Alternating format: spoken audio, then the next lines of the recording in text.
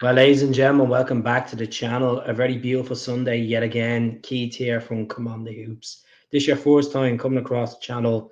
Please do like and subscribe. So we have 3 more Sunday fixtures to go.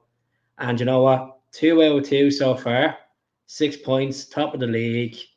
Clean sheet yet again for Kasper Schmeichel. Didn't have to do much today, but we scored early enough in the game. KYOGO took a shot on. Keeper got down, saved it. Came back out. Jamesy Forrest switched it over to KUHN, and KUHN had set the tap in the back of the net. He's flying this season. He's absolutely been brilliant so far. He had a good pre-season. He played really well today. Had a lot of the ball. Took on about 4 or 5 players in the box, but sometimes too many touches. Too many touches. But you know what? He looks like he's going to be the ideal replacement for the Alabada on that right flank. I think he's been absolutely magnificent so far, and hopefully he goes strength to strength. Can't wait to see him in the Champions League. And you know, we were dominant in the game. We HIBS hit the crossbar. A player of theirs obviously nearly scored an own goal, and then CALLUM MCGREGOR with a piece of magic outside the box, cracking goal into the left corner. He retired from international football this week. His former international manager Steve Clark was there, but we were on cruise control in the first half of that game. I thought Matt O'Reilly was outstanding. Battling was unbelievable. He's done really good in there. Rio Tate at times wasn't the sharpest, but he got there. Now, Jamesy Forrest was brilliant on the left flank. His tracking back was unbelievable. But you have to give a special mention to Greg Taylor. His work rate up and down that pitch today was magnificent. And I keep stressing about this on the channel so many times. We are 2 injuries away from a disaster. If Greg Taylor gets injured and KYOGO gets injured, you start getting that anxiety kicking in. And yes, there's still time left in the window. Second half, I thought the first 10 minutes of the second half, I thought we played well, and then we just dipped. We let HIBS get back in the game. They didn't really cause us any threats. They had a chance where they hit the crossbar, but besides that, Kasper Schmeichel, you know, his distribution of the ball today was outstanding.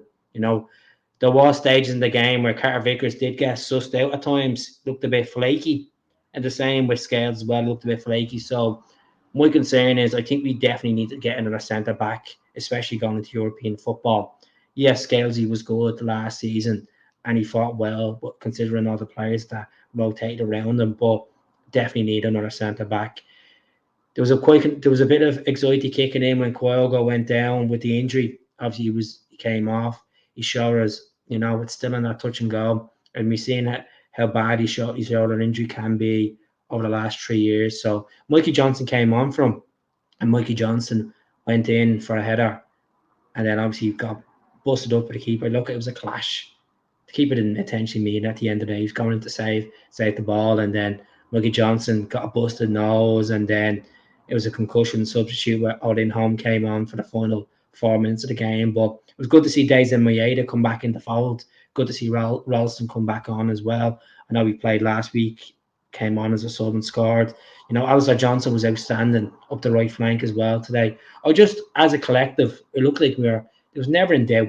Never in doubt. Hibs, they're in big trouble. You know, I think every year they're changing their managers, and it's a joke. 8 of their players are out of contract at the end of this year as well. But regards to CALLUM MCGREGOR, that's 465 games for Celtic and 64 goals for Celtic. Unbelievable. It brings you back to CALLUM MCGREGOR scoring in his first term around with Brendan Rodgers. Brendan Rodgers' first term at the club, them outside the box shots. I just thought Callum was outstanding today. His work rate on the ball was unbelievable. He just, you know, barking. You know what? We all know what Callum's made of. And if we can do that all season away from home and, you know, start off early, take it to the team. We did start looking like we were burning out in the second half, but the job's done. It's a clean sheet. We can move on from it.